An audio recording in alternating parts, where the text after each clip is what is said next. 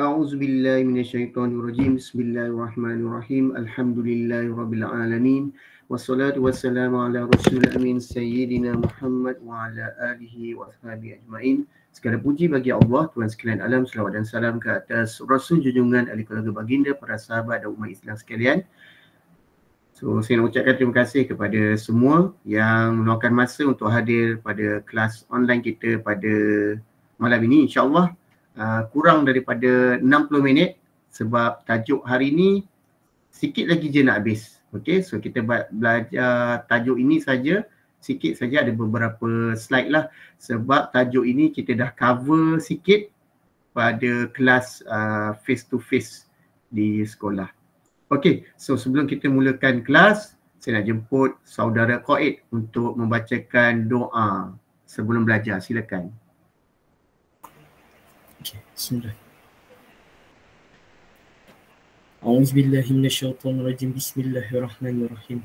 Alhamdulillahirabbil alamin. Wassalatu wassalamu ala sayyidina Muhammad wa ala alihi wa sahbihi ajma'in. Allahumma iftah 'alaina futuhal arifin warzuqna fahman nabiyyin wa ilhamal malaikati muqarrabin birahmatika ya arhamar rahimin. Allahumma iftah 'alaina hikmataka wa anshur 'alaina min khazaini rahmatika ya arhamar rahimin. Rabbana atina fid dunya hasanah wa fil akhirati hasanah wa qina azabannar. Wa sallallahu ala sayyidina Muhammad wa ala alihi wa sahbihi wasallam. Walhamdulillahirabbil alamin. Okey, terima kasih kepada saudara Qaid di atas bacaan doa tadi. Semoga bacaan doa tadi dan diaminkan oleh kita semua. Okey, kelas kita pada hari ini diberkati oleh Allah SWT. Okey, so untuk kelas online malam ini kita nak sambung balik perbincangan kita tentang tajuk adab bermusafir. Okey, adab bermusafir. So untuk kelas malam ni saya gabungkan dua kelas iaitu 3 gigih dan 3 amal. Okey, untuk belajar tajuk ni kita dah belajar sikit. Okay, kalau dah rasanya dua-dua kelas pun baru belajar separuh kan? Betul tak? Betul. Okey. Betul Ustaz. Okey. Kalau betul ni lah, ni apa?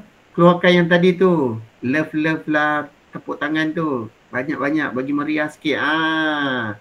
Lutfi. Tekan. Okey. Macam tu. Barulah semangat. Okey.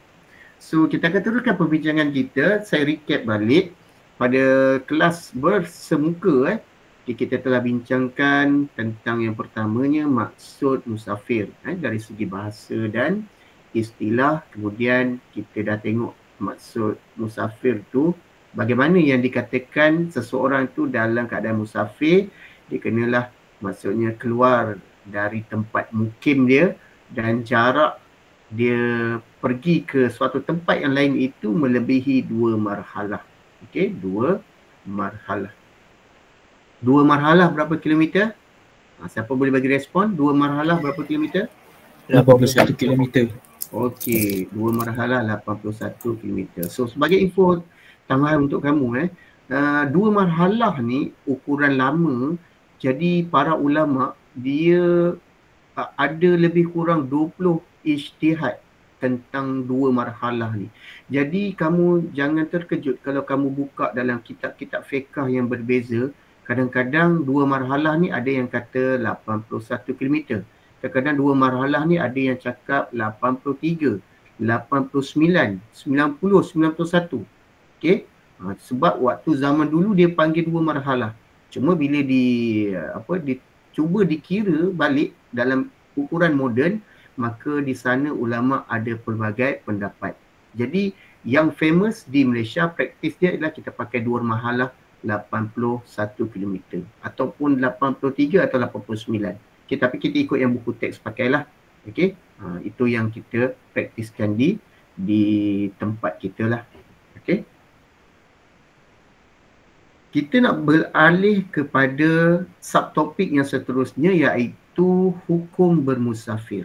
Okey, hukum bermusafir.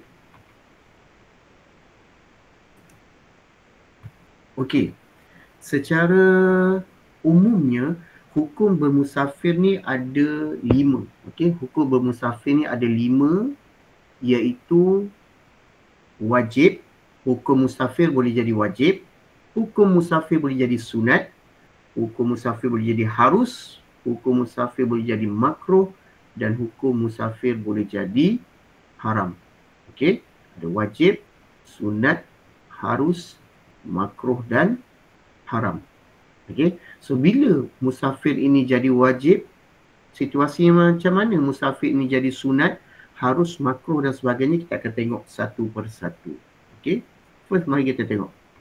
Okey, kat sini saya telah keluarkan daripada buku teks. Okey, kita tengok dulu hukum musafir bila ia jadi wajib. Okey, siapa boleh baca? Siapa boleh baca? Kasih boleh kasih. Kasih apa ada hari ni? Kasih Shania ada. Boleh bacakan tak wajib tu? Ustaz, saya. Okey Alif, silakan. Bermusafir untuk menunaikan kewajipan apabila cukup syarat. Okey, contoh. Menunaikan fardu haji atau menuntut ilmu. Okey, terima kasih. Okey, Alif Ikhwan di atas bacaan tadi. Okey. Okey. Hukum yang pertama untuk musafir dia jadi wajib kepada siapa? Kepada mana-mana individu, lelaki atau perempuan. Okey, dia bermusafir okey untuk tujuan yang menjadi kewajipan. Okey, sebagai contoh mudah, menunaikan fardu haji bagi sesetengah orang. Okey, contohnya kita di Malaysia, okey, kita perlu pergi ke Mekah untuk tunaikan haji dan jarak dia kan melebihi 2 marhalah, ribuan kilometer. Maka musafir ketika itu dianggap wajib menunaikan fardu haji. Ataupun seseorang yang dia duduk di kawasan yang sangat terpencil, di sana tidak ada guru agama, tapi dia nak belajar ilmu-ilmu agama, khususnya ilmu fardu ain, maka dia wajib bermusafir keluar daripada tempat dia tu ke tempat yang jauh untuk belajar ilmu-ilmu wajib. Okay? Contohnya ilmu fardu ain tu. Okay, dekat situ contoh mudah lah. Di situ musafir jadi wajib untuk orang yang menuntut ilmu ataupun orang yang pergi menunaikan haji. Okay, musafir macam mana lagi wajib? Contohnya seseorang yang bekerja sebagai askar. Okay, dia ditugaskan untuk berkhidmat di tempat lain yang jauh, mungkin untuk membantu dalam misi tentera pengaman, wajib. Ataupun seseorang yang berada di satu kawasan, kawasan tu dalam orang kata suasana peperangan, maka dengan tujuan untuk menyelamatkan diri, maka kalau perlu bermusafir, musafir itu jadi wajib. Sebagaimana hijrah Nabi Muhammad SAW berhijrah daripada Mekah ke Madinah. Itu pun satu bentuk musafir. Itu wajib. Kita tengok pula bagaimana yang dikatakan hukum musafir itu sunat. Siapa nak baca? Ada sesiapa boleh baca sunat?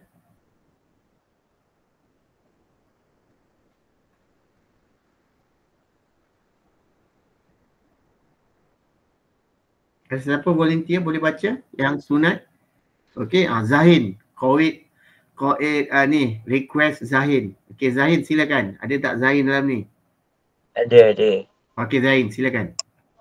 Hukum sunat situasi bermusafir untuk melakukan perkara sunat.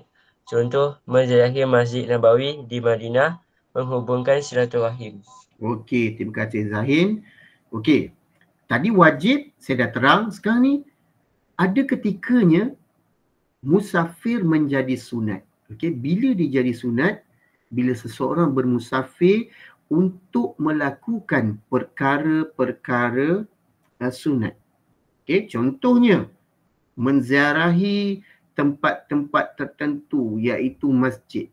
Okey, saya dah beritahu dulu 3 masjid yang sunat dilawati, iaitu yang pertama Masjidil Haram di Mekah, Masjidil Nabawi di Madinah dan juga Masjidil Aqsa. Okey, sunat untuk dilawati. Okey, ataupun tujuan dia musafir untuk menghubungkan silaturahim. Okey, ataupun menghubungkan orang kata hubungan kekeluargaan. Contohnya macam balik kampung, okey, menyambut hari raya bersama-sama. Mungkin ada orang kampung dia jauh, maka perjalanan tu menjadi sunat, kan? Okey, so dapat mengeratkan keakraban ataupun kemesraan antara ahli keluarga dan saudara mara. Itu contoh musafir sunat. Okay, kita tengok hukum yang ketiga. Apa yang dikatakan musafir harus? Okey, siapa pula? Qaid, cadangkan nama. Ustaz, saya Ustaz. Okey, silakan Firas. Hukum bermusafir harus bermufasir untuk melakukan perkara yang harus, berniaga, menyertai acara, sukan atau pertandingan. Okey, terima kasih. Hukum harus, dia mudah sikit, dia ringan sikit. Okey. Harus kepada seseorang melakukan satu perjalanan yang jauh, melebihi 2 marhalah, sekiranya apa yang dia nak buat itu jatuh dalam kategori harus. Okey, apa contohnya? Contohnya berniaga. Contohnya dia kena buka kedai. Okey, contohnya dia kena buka booth dekat mana-mana lah, kan? Sementara 2 hari, 3 hari, karnival ke, kan? Okey, dia pergi sana harus untuk tujuan berniaga. Ataupun dia pergi perjalanan jauh sebab mungkin dia wakil sekolah, nak lawan dalam apa-apa acara sukan, bola sepak ke apa ke, atau dia wakil negeri, okey, atau dia wakil daerah, kena tempat pertandingan tu pula jauh, jadi dia perlu musafir. Ketika itu hukumnya harus, okey, untuk menyertai acara sukan atau pertandingan, ataupun berniaga, ataupun apa-apa tujuan lain selagi mana ia tidak bertentangan dengan syarak. Contohnya nak pergi musafir sebab untuk orang kata makan angin, jalan-jalan, bolehlah pergi ke Cameron Highland, pergi ke Langkawi dan sebagainya, harus. Okey, yang keempat, makruh. Okey, siapa pula nak baca makruh? Ada wakil 3 amal, 3 gigih dah 2 orang, Zahin baru seorang untuk amal. Ada sesiapa boleh baca? Saya. Okey, saudara Anik. Okey, silakan. Makro ya Ustaz. Ya, betul. Bermusafir untuk perkara yang sia-sia. Contoh, bermusafir tanpa tujuan dan maklumat. Okey. Ada kalanya musafir boleh jatuh makruh jika seseorang pergi satu perjalanan yang jauh tapi dia buat perkara yang sia-sia. Contoh, dia pergi jauh hanya sekadar melepak. Pergi tempat jauh-jauh, hanya sekadar melepak. Pergi tempat jauh-jauh tapi tak ada arah tujuan, saja-saja datang, okey, membuang masa. Itu dipanggil musafir untuk perkara yang sia-sia. Kalau dalam terms Islam ni dipanggil lara. Okey, benda yang sia-sia. Apapun musafir yang tanpa tujuan yang jelas, matlamat yang jelas, boleh jatuh kategori makruh. Selagi ia bukanlah orang kata jatuh pada kategori haram ni, buat sesuatu yang dilarang. Okey, dilarang keras dalam agama, itu boleh jadi hukum yang seterusnya yang di bawah tu. Tapi kalau macam musafir untuk perkara sia-sia, macam pergi sana saya saja lepak, tak ada apa pun. Okey, sekadar nak pergi pergi jauh-jauh sekadar nak beli sesuatu yang sebenarnya tak berapa penting tapi sanggup pergi jauh, yang tu tak ada keperluan, boleh jadi makruh. Okey. Ataupun pergi jauh-jauh hanya nak main game saja, jauh sangat pergi, main game saja buang masa, contohnya, boleh jadi makruh. Sebab benda tu kita boleh dapat berdekatan dengan kita juga. Okey, itu jadi makruh. Okey, seterusnya, musafir juga boleh jadi haram. Ini kena hati-hati. Okey. Bila jadi haram, situasinya ialah bila seseorang bermusafir untuk melakukan perkara yang haram. Tak boleh. Contoh mudahlah, ramai remaja sekarang bila ada konsert artis luar negara, artis Korea, artis-artis barat, artis-artis luar negara, maka berbondong-bondonglah dari seluruh negeri kita ni, seluruh negara ni, daripada pelbagai negeri sanggup turun ke tempat konsert itu hanya sekadar untuk menonton konsert. Konsert Korea ke tak kisahlah. Dan lebih teruk lagi kalau konsert tu adanya sesuatu yang bukan daripada budaya timur. Tu yang kata konsert liar tu, sampai jerit-jerit, sampai terlompat-lompat, percampuran lelaki perempuan yang tidak terkawal, itu boleh jadi haram. Dia datang jauh-jauh, hanyalah untuk mendapat dosa kalau tujuan dia adalah melakukan perkara yang haram. Datang jauh, rupanya nak pergi tengok ataupun nak pergi singgah ke kelab malam, disco, contohnya dapat tahu dia kelab malam disco baru buka, tapi jauh, tapi sanggup datang, nak rasa feel ada dalam disco, nak ada feel dalam kelab malam. Itu semua musafir yang diharamkan. Itu satu situasi. Ada juga situasi bagi golongan wanita, bagi golongan wanita, terutamanya isteri, kalau dia bermusafir tanpa mendapat keizinan suami, maka musafir dia pun boleh jadi haram. Bila sebut haram, ia berdosa. Contohnya maksudnya kepada wanita-wanita, yang bergelar seorang isteri apabila dia perlu keluar daripada rumah, ataupun lebih lagi kalau perlu keluar tempat yang jauh, dia perlu dapat izin dulu. Dia kena minta izin suami dia. Seandainya tak minta izin suami tidak tahu, dia keluar bermusafir, walaupun tujuan dia baik, di sana musafir itu boleh jadi haram. Jadi berhati-hati. So tu antara contoh situasi bagaimana satu musafir tu boleh jadi haram. So kita recap balik. So hukum musafir ni ada 5. Ada wajib, ada sunat, ada harus, makruh dan haram. So setakat ni ada soalan? Ada soalan nak tanya? Ada soalan nak tanya boleh ni boleh terus je on mic Waktu saya terang ni pun kalau ada soalan awak boleh interrupt saya ataupun boleh type dekat message tu lah. So kalau type kat message tu, kalau saya tak perasan mungkin ada orang boleh ingatkan lah. Firas beri satu tepukan kita teruskan. Sikit lagi je. Kita teruskan. Seterusnya.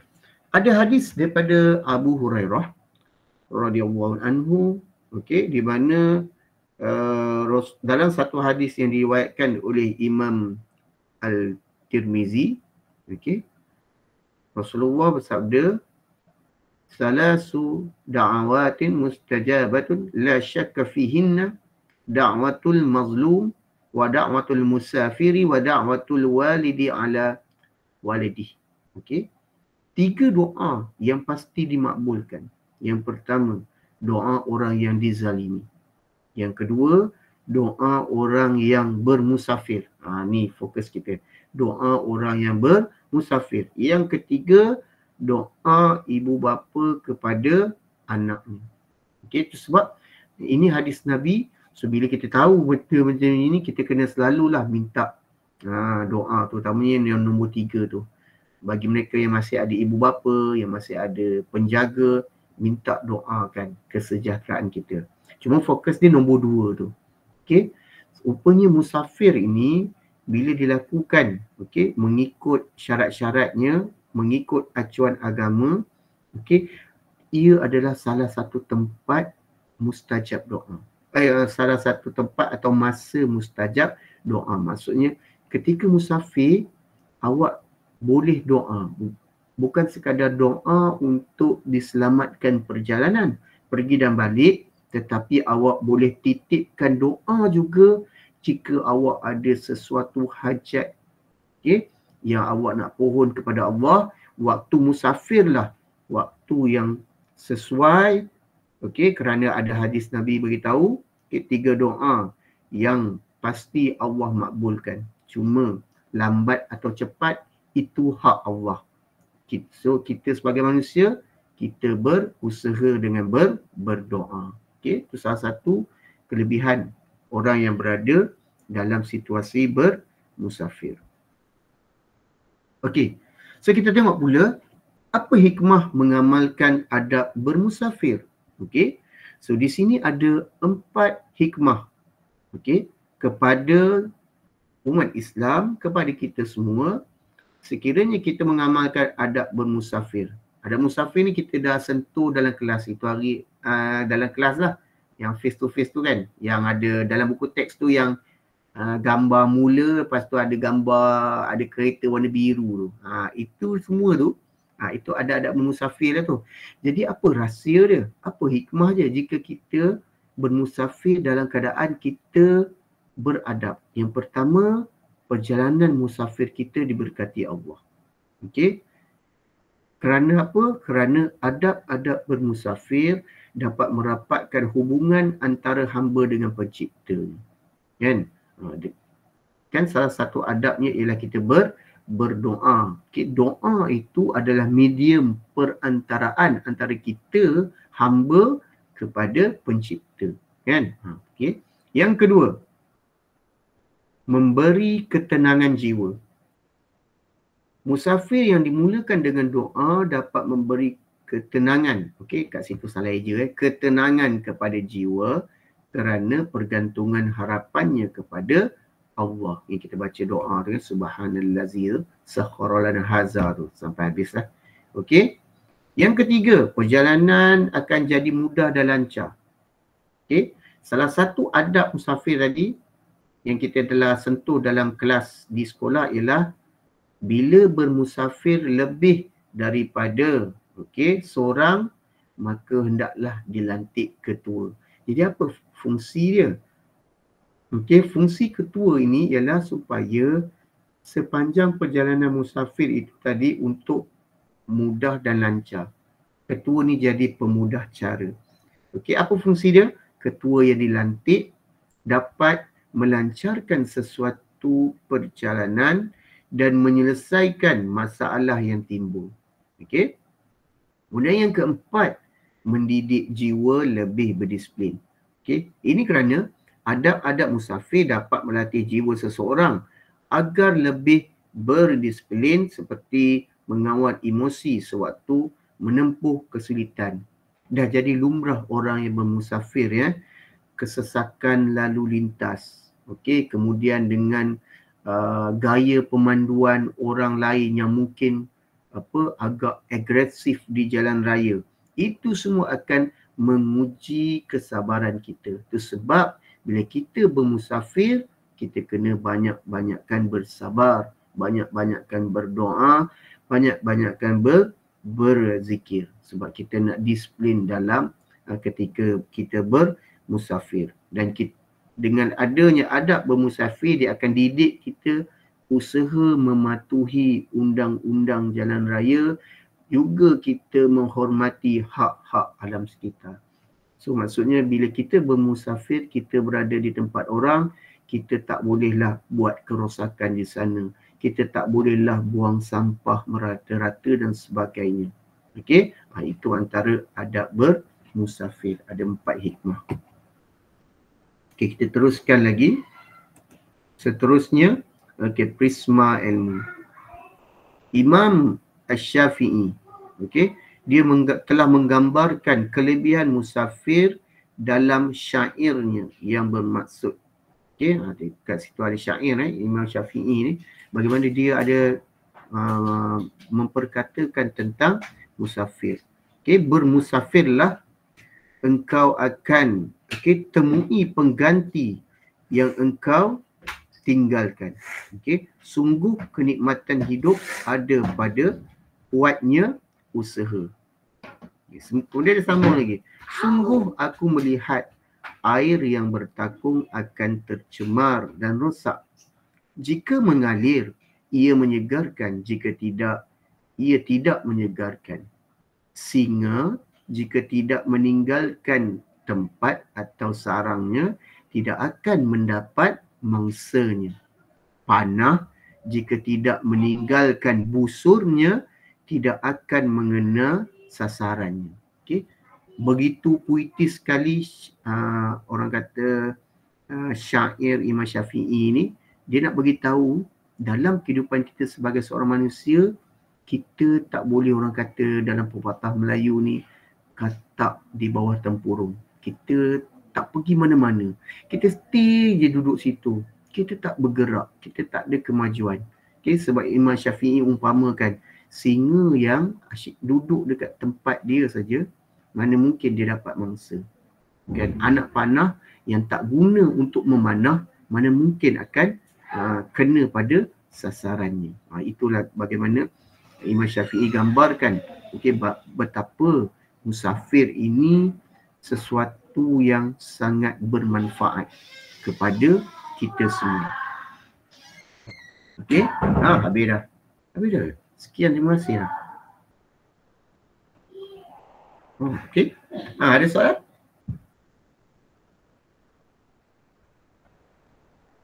Okey, ada soalan tak?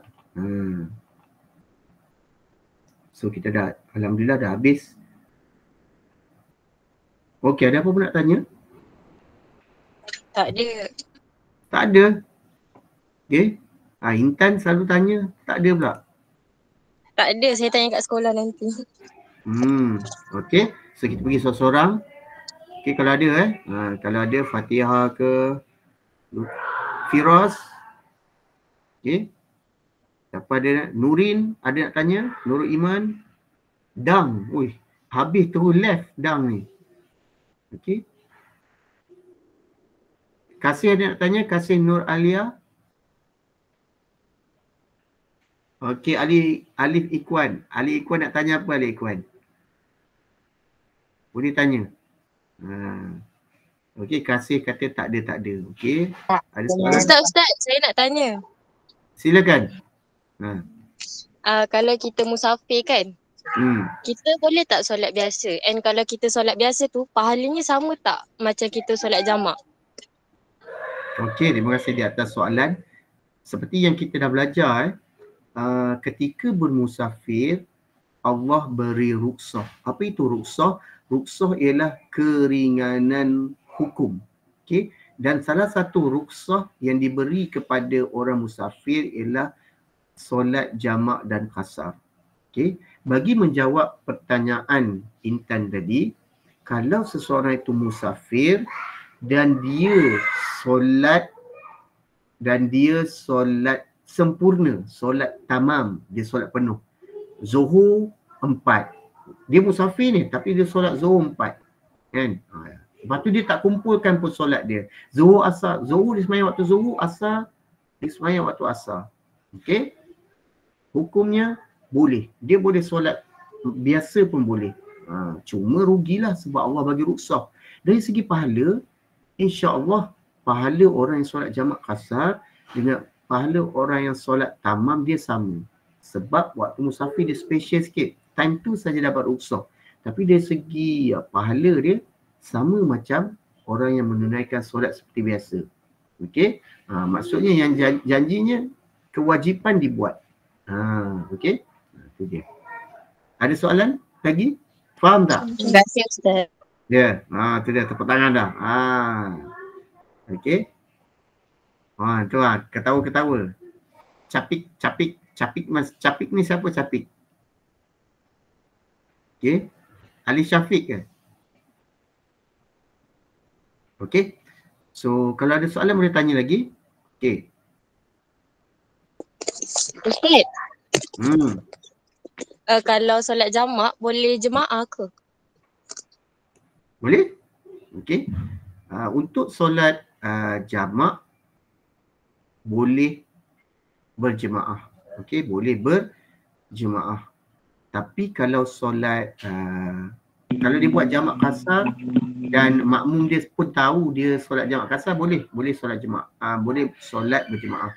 Tapi kita biasa tengok bila kita berhenti kat R&R, kebanyakan orang semua akan solat sendirian.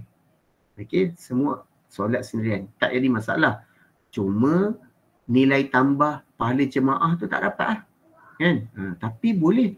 Kalau kita solat jamak, lepas tu nak buat berjemaah, maka orang kata tiada halangan lah. Kan? Cuma sebelum nak solat tu mungkin beritahu dah, saya nak solat jamak, saya nak solat kasar. Okey. Tapi dalam keadaan starting kalau orang tu nak solat kasar, okey. Orang yang nak solat kasar ni, dia tak boleh jadi makmum kepada orang yang solat sempurna. Contohnya lah, orang tu nak solat zuhur 4 rakaat. Dia nak solat kasar zuhur 2 rakaat. Zuhur tu sama. So, dia tak boleh ikut orang yang sembahyang 4 rakaat tu. Sebab dia 2 rakaat je. Tetapi, orang yang sembahyang 4 rakaat tu boleh ikut dia. Dengan syarat yang 4 tu nanti lepas imam bagi salam pada rakaat kedua, sebab dia pendekkan solat, yang 4 tu boleh naik sambung lagi 2. Itu boleh. Faham tak? Faham tak saya cakap ni? Faham. Macam tu. Okey. Kemudian tanya, siapa tanya tadi kat apa dia tanya kat mesej tadi, Firas tanya esok ada kelas lagi tak? Esok tak ada. Kalau tak habis nanti minggu depan mungkin kita ada lagi lah sekali atau 2 kali lagi. Tapi esok tak ada. Esok kamu boleh study, boleh berehat. Okey. Ada soalan lain lagi? Ada soalan lain tak? Okey, Lutfi. Ustaz, saya nak tanya. Ya. Pelajaran 20, solat sunat tahiyatul masjid dah belajar ke belum? Pelajaran 20? Saya rasa belum lagi. Belum eh? 3 gigi dah belajar ke? Belum juga kan? Mana orang kuat 3 gigi ni? Firas? Ustaz, saya rasa dah kot. Serius? Siap, solat tahiyatul masjid dah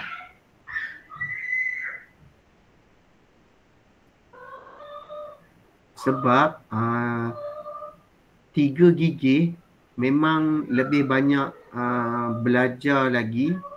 Topik dia berbanding 3 amal. Yang saya ingat saya lah.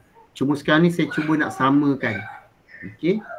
Lepas tu ada satu tajuk dalam tilawah Al-Quran tu, yang penciptaan manusia ke apa tu. Yang tu pun kita belum belajar lagi. Okey. So kalau minggu depan, kalau tak sempat habis, kita kena Google Meet lagi lah. Okey. Kita cuba habiskan face to face dulu. Cuma untuk esok tak ada kelas online lah, hari ni saja. Okey, ada soalan lagi?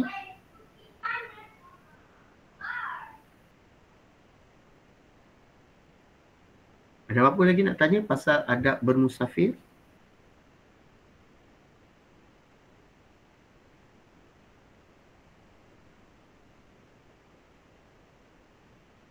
Tak ada dah Ustaz, habis. Habis Okey.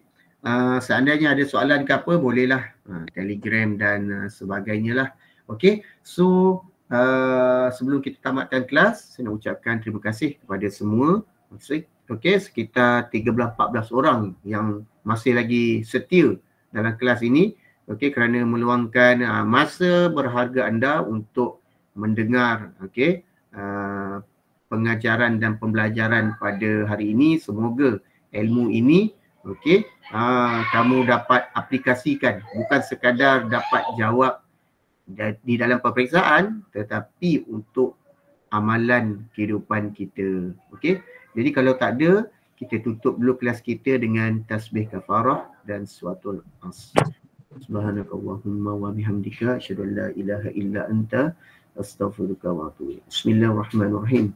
Wal 'asr innal insana lafi khusr illa allazina amanu wa 'amilus solihati wa tawassaw bil haqq wa tawassaw bis sabr. Okey. So setakat itu dulu. Terima kasih semua. Saya sudahi dengan assalamualaikum warahmatullahi wabarakatuh. Okay? Amin. Okay, siapa nak live boleh live dah lah. Sebab lepas ni abang kamu pula masuk ni. Okay Ustaz, bye-bye Ustaz. Okay, meninggal. Assalamualaikum. Waalaikumsalam. Bye-bye. Okay, terima kasih semua. Terima kasih.